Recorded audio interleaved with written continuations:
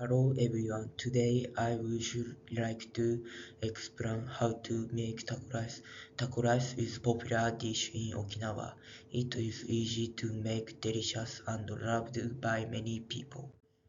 Step 1. Prepare the ingredients you need: rice, ground beef, lettuce, tomatoes, cheddar, cheese, taco seasoning, and cooking oil.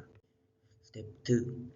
Cook the rice. While the rice is cooking, wash the lettuce and tomatoes, then cut them into small pieces.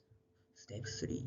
Heat a frying pan and add a lettuce oil. Put the ground beef in the pan and cook it until it turns brown. Add the taco seasoning to